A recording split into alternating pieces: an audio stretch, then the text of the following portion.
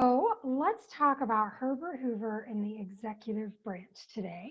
If you guys haven't seen me before, my name is Elizabeth Dinchel and I work at the Herbert Hoover Presidential Library and Museum. I'm an archivist and an education specialist, and I'm actually a historian too. So we're going to have a lot of fun with this. I'm going to ask you some really cool questions. We're going to learn some interesting stuff today. So I have a question for you guys. You can start putting it in the chat box for me.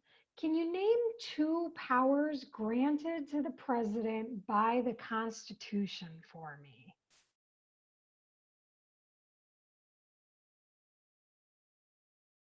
Two powers granted to the president by the Constitution. Veto, someone said. Seeing veto again. What else can you guys think of? What else can the president do? What does the Constitution say? Commander-in-chief. Very good. Yeah, those are some good answers.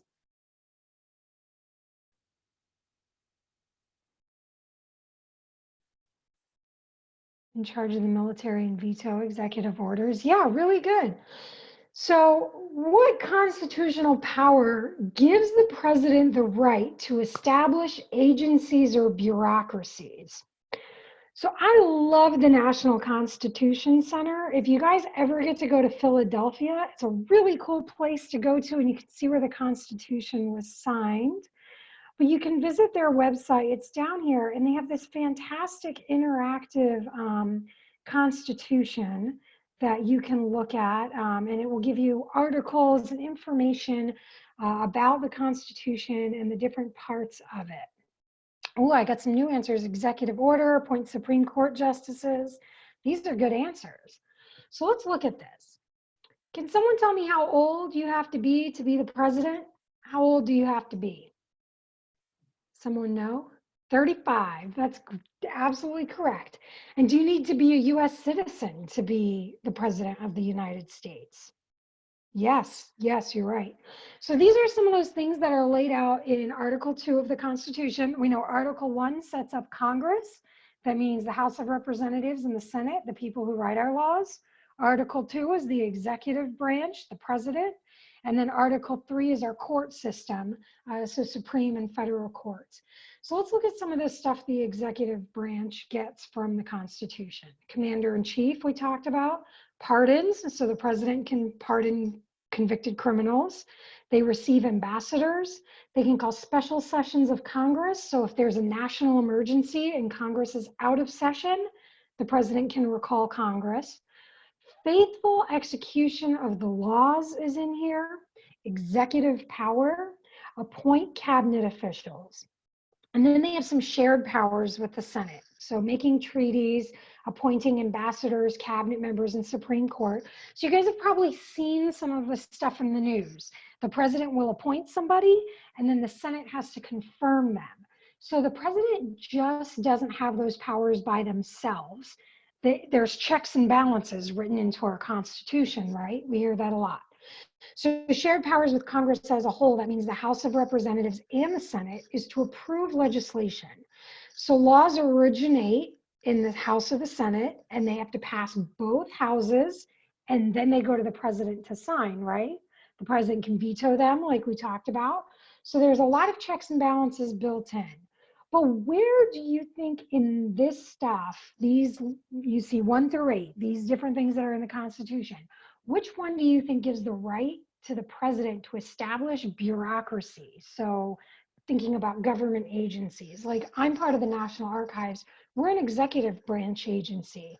We have a lot of responsibilities, but part of our biggest responsibility is to save the documents of the United States and make them accessible to the public, because that promotes transparent government and accountability. So you guys have the right to look at all of our nation's documents. So does anybody see in here, someone says 3 pardons, no. So we're looking at faithful execution of the laws, because the president is the law enforcement kind of branch of the government. So they create these agencies to enforce these laws that the president has signed that have come from Congress. So let's take a look at some of this. As the chief executive, the president runs the different executive agencies, such as the Department of Treasury, the Department of Health and Human Services. With the approval of the majority of senators, the president makes a number of key appointments. These include cabinet officers, independent agency heads, and members of regulatory commissions. That means they make sure that the laws are being followed. To ensure that the president can fill those vacancies when Senate is not in session, the president can make any of these appointments without Senate approval during recess. And they're called recess appointments, but they end at the next Senate session. And this is President Herbert Hoover here for you guys to see. So let's take a look at Herbert Hoover, a little bit of background about him, because we're going to talk a lot about him today. He was in one of the first graduating classes from Stanford University. He got a degree in geology, which is a little bit different than it is now. He learned a lot about engineering and surveying and things like that. He was referred to as the great engineer by people all over the country. It was one of the reasons he was elected, because people looked to him to run things like an engineer, to be efficient. He organized global food relief for World War I until his death in the 1960s. He also became known as the great humanitarian. He saved millions of people all over the world with food relief. He was the Secretary of Commerce from 1921 until 1928, and then he was the president from 1928 to 1932. If you weren't following very closely, he had never been elected to office before he was elected as president in 1928. The only other president to be elected that way since Hoover is Donald Trump. Neither one of them served in an elected capacity before becoming president. He was appointed to lead the Commission on the Organization of the Executive Branch by President Truman, and these are known as the Hoover Commissions, and we're going to talk about that today. And he was appointed to lead the second Hoover Commission by Congress during President Eisenhower's presidency in 1953. So Hoover comes in, he's appointed by President Harding to be the Secretary of Commerce. The Commerce Department was one of the newest and smallest departments. It had $17 million in appropriations. That means money given to the agency by Congress, which was a very small amount.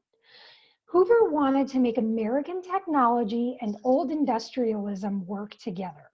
He wanted to raise living standards. He wanted to improve schools. He wanted to improve living conditions for Americans. He wanted to humanize industrial or business relationships, and he wanted to integrate social elements. He wanted to create 3 divisions of the Commerce Department. Industry was one, trade was the second one, and transportation and communication were the third one. The Commerce Department would serve as a general policy coordinator for the executive branch. He was interested in regulating tariffs, trade and imports, but his initial efforts failed. He was not given the authority to do those things by the president. The presidents, both of them kind of saw that as an overreach of the Commerce Department.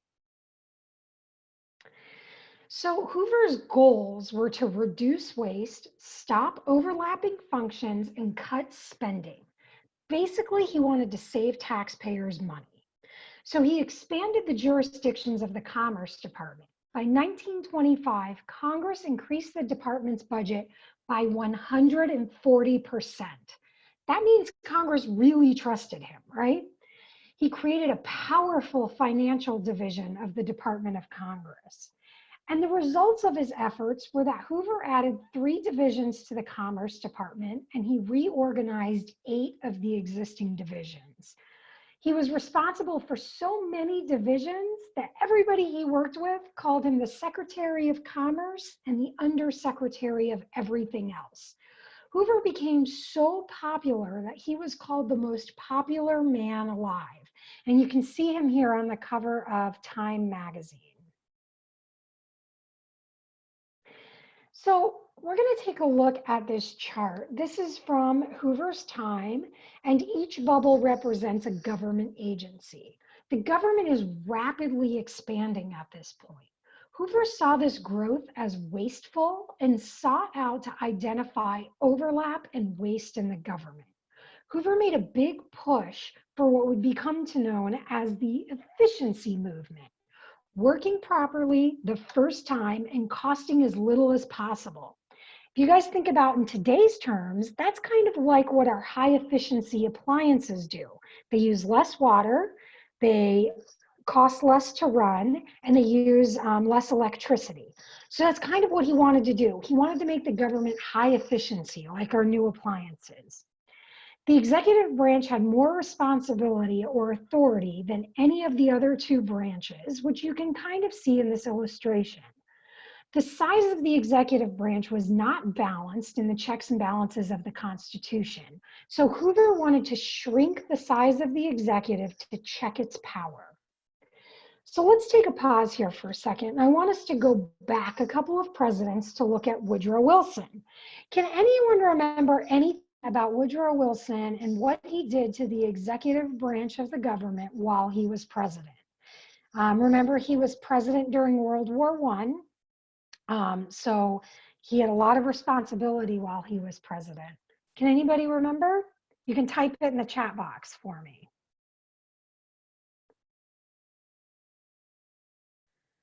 Wilson expanded the size of the executive branch and the power that the executive branch had. He thought that presidents should communicate to the public about what was going on in the country. He pressured lawmakers to do what he wanted them to do. He took the lead of the national political party, and he campaigned for public support of his agendas. So he really increased the authority and the power of the executive branch.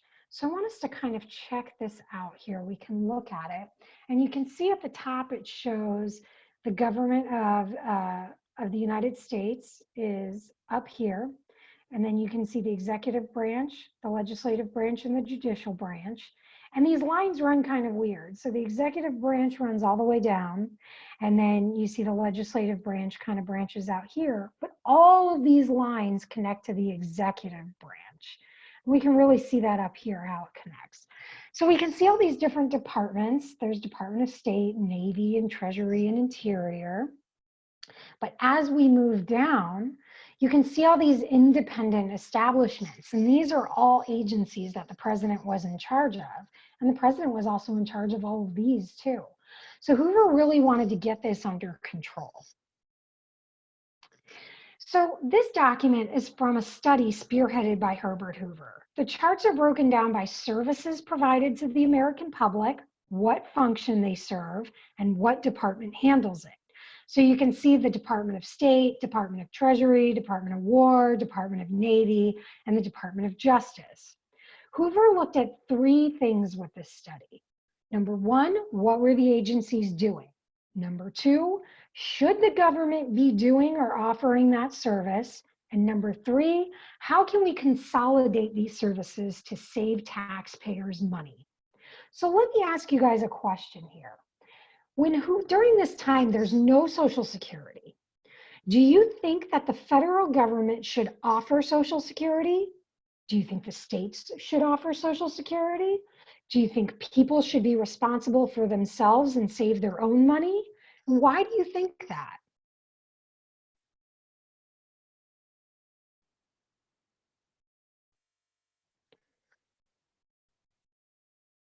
Both, I see both on here.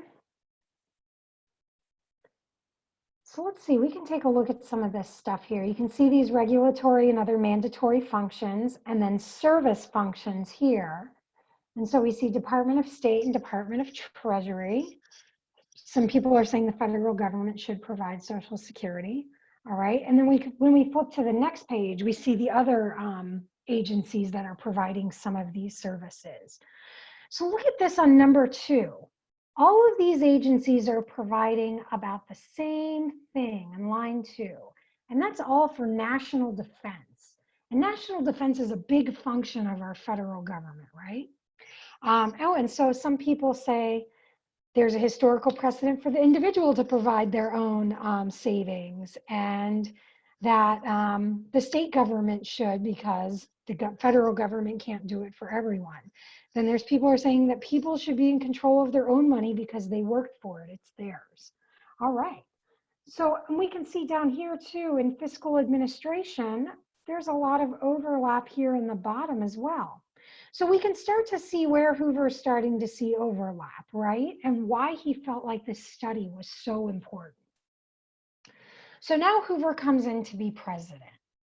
And one of the things he's really concerned about is Veterans Affairs and how veterans are being treated. This is after World War I. We're on the brink of an economic depression. And so Herbert Hoover is really concerned about our veterans. But he's concerned that our money is being spent poorly, so veterans aren't getting everything they want. So when he became president, he identified those overlapping functions in the Veterans Bureau. He appointed a commission to confirm the waste and the overlapping functions. So getting a law through Congress was different during Hoover's time. If the president needed a law passed, he would go to Congress and advise them about what he needed. Someone in Congress would draft the bill, bring it to the president would give his feedback and make changes if necessary, and then that congressman would introduce it into committee for review. In this instance, that is exactly what Herbert Hoover did. House Resolution 6141 was nicknamed the Williamson Bill, and it pushed through House Resolution 10630 and resulted in a statute that established Veterans Affairs. Ultimately, he issued an executive order, and he signed it on July 3rd, 1930. Hoover officially assigns the tasks of consolidating and coordinating any veterans' hospitals, administrative bureaus, agencies or offices, and any relief or benefits paid to veterans to the President of the United States. So let's look at the results here. This is one of Hoover's speeches. Hoover didn't give a lot of speeches. So these are really important primary source documents for understanding the presidency of Herbert Hoover.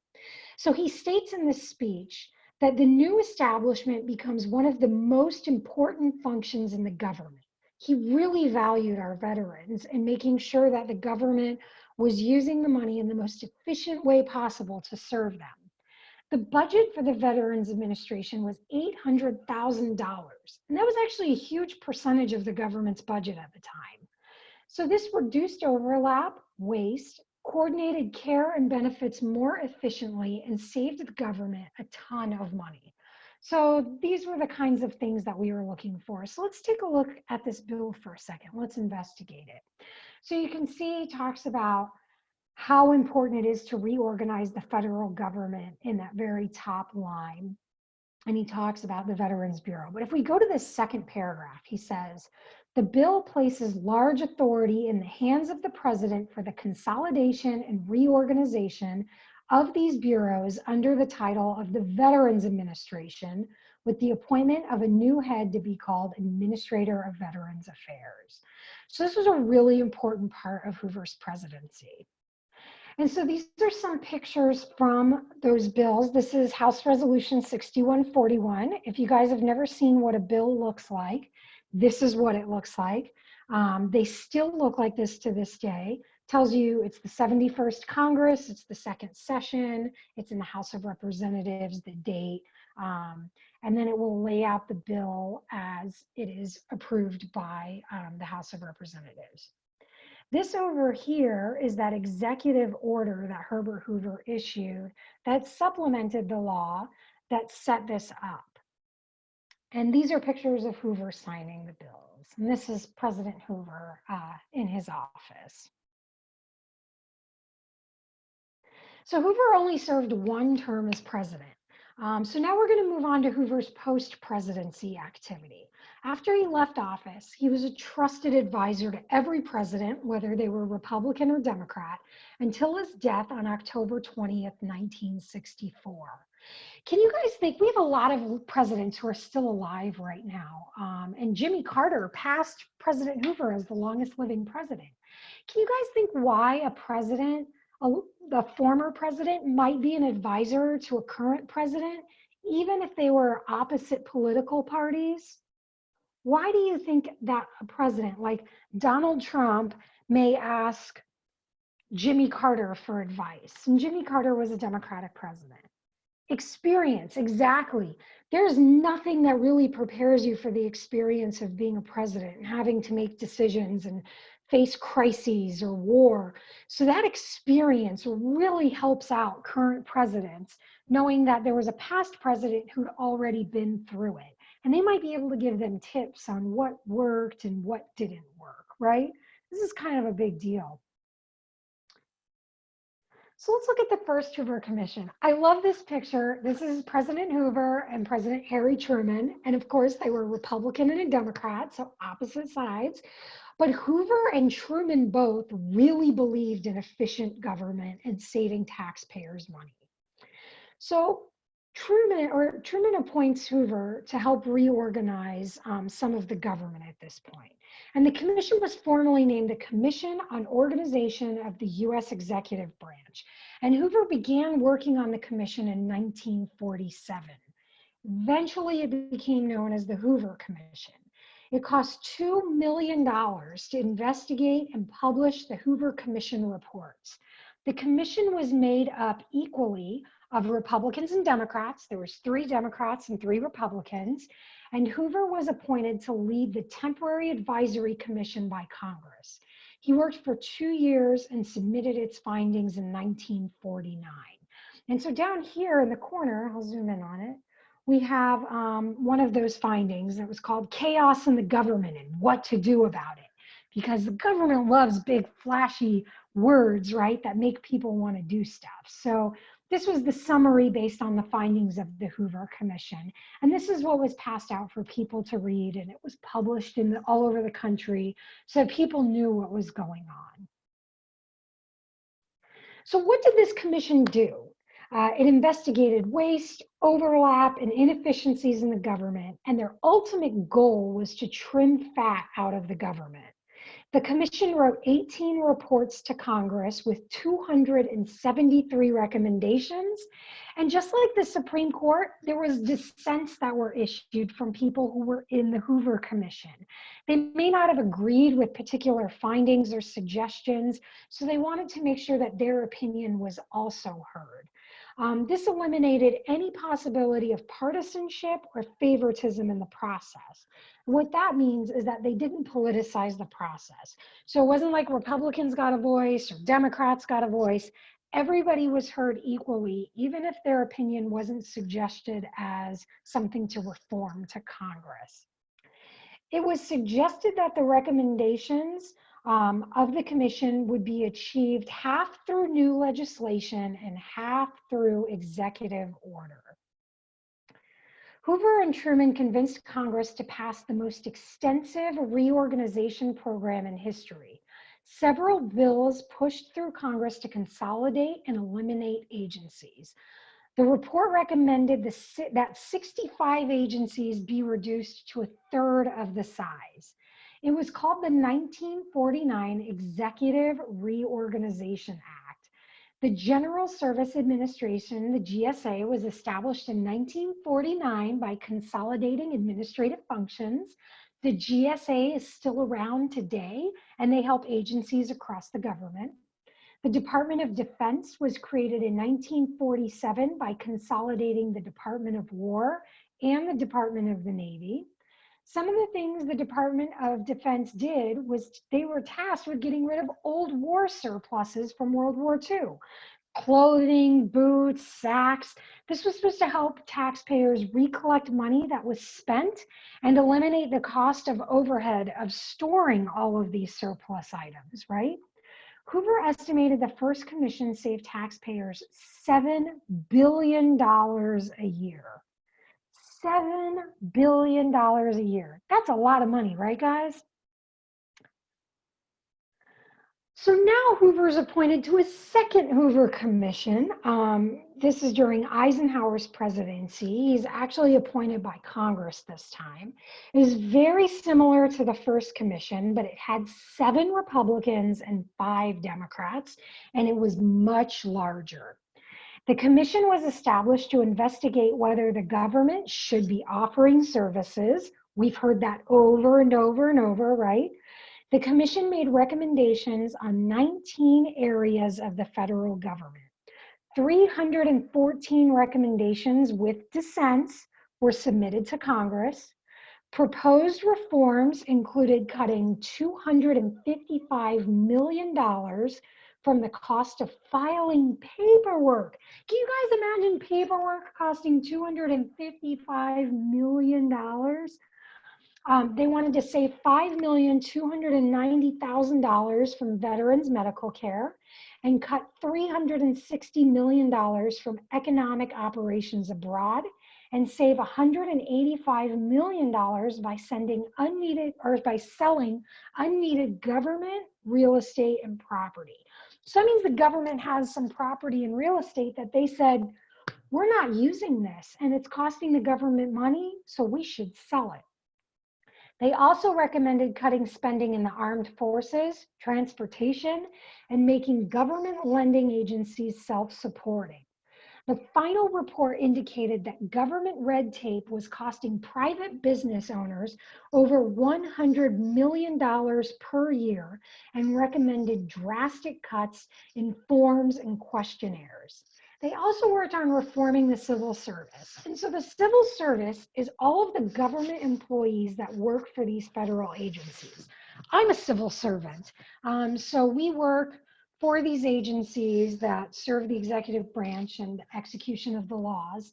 So they worked on reforming that so people could have better insurance or vacation time, or that they were being treated fairly and that pay was equitable across the government. So that was important.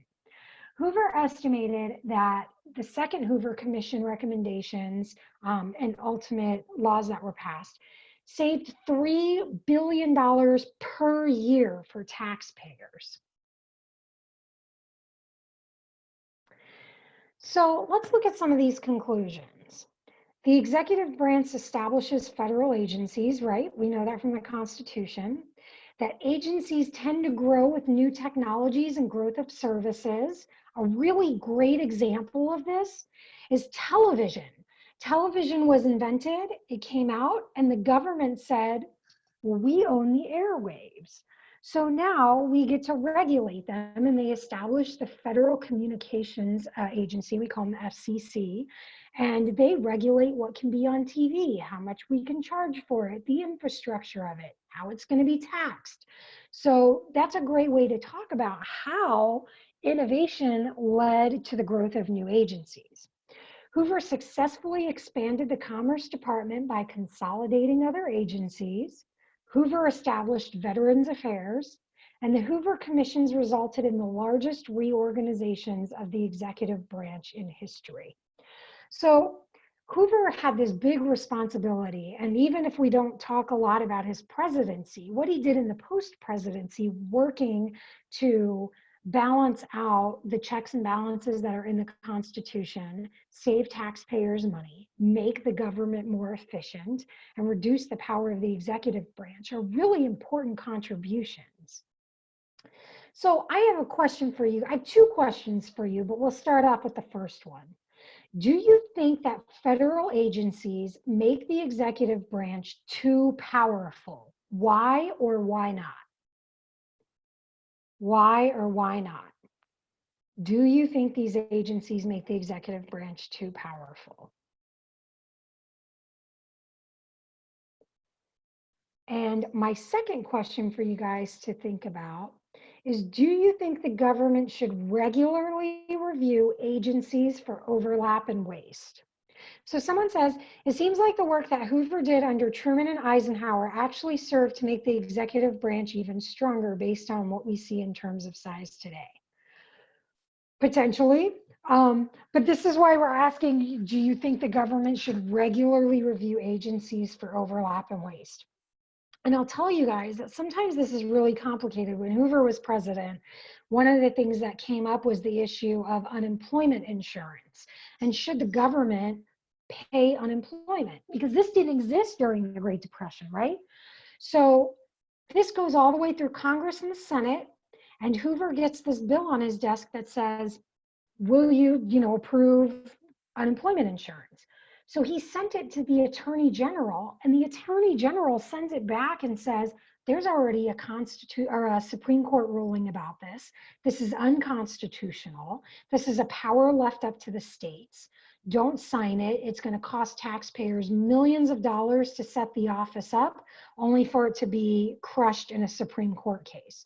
So he pocket vetoed the bill for unemployment insurance and told the states that they had to set up their own agencies for unemployment insurance. So let's see here in our chat box what we have. Someone says it'll save the country money, for other important affairs if we, regularly evaluate what's going on. We need a balanced approach. Yes, there's too much power, and it works when there isn't an abuse of power, but unfortunately, abuse of power exists. And that's true. We can see examples of that all throughout history. And so you guys should know that there's several different court systems set up by the Constitution, right? Well, there's this whole other branch of law that came out of this called administrative law. And it's not held to the same constitutional and legal standards that other law is. So some of these administrative courts are like Social Security. If you are denied Social Security, you can file an appeal and you go to an administrative court. It's not a jury trial. It's not a civil case. It's an administrative case. And so you have to hire a special kind of lawyer to work in this. And this is one of the places that a lot of constitutional people feel like there's been a growth of power in the executive branch. So the executive, there's someone saying the executive branch is really big. And I do think that the government should review overlaps in federal agencies because this will help the country save and prevent conflicts with federal government. And that's a really great point, talking about conflicts. So if the executive power is vesting, their law enforcement extension down into these agencies, right? And remember that chart where it showed there's many agencies in charge of the same thing. What happens if, say, the Department of Treasury decides to do something different than, the Department of Defense, and they're both in charge of the same thing? That's going to create conflict, right? So one of the best ways to avoid that is to make sure that we don't have that overlap, right? So, so these are really, really good and really important things to think about. So when you guys are watching the news and hearing about agencies, or maybe even when you get older and maybe you have to go to court for Social Security, you can think about these things and where this power comes from, because the whole, bureaucratic and administrative side of the government is clearly established by the Constitution, and it gives the president the authority to do those things. And so I invite you guys after this to go visit that National Constitution Center website. I'll actually put that slide back up here so you guys can write it down. Really cool thing to visit, and it's interactive. So we'll give you articles that talk about the different reasons these things happened and how to interpret these parts of the Constitution and what Supreme Court cases have done to establish these laws through the courts, because that's another way we get laws. We get laws through Congress and we get them through court rulings. So this is a really interesting way to take a look at that Constitution and those executive powers and how they're established and how they've grown over time. So someone says, we need a Hoover-like leader to reduce overlap. States often know more about what their people need. And Hoover agreed with that 100%. Hoover really thought the federal government should be incredibly small and that the state governments should serve their people more, because like this says, like, I'm in Iowa. So he didn't think the people in Iowa would need the same thing as, say, the people in California. We're doing different things in different parts of the country, different natural resources, different populations. So they wanted to reserve a lot of power to the states. So yes, very, very good point. And I see Teresa's put the link in there for the National Constitution Center, the interactive Constitution. I appreciate you guys joining us today.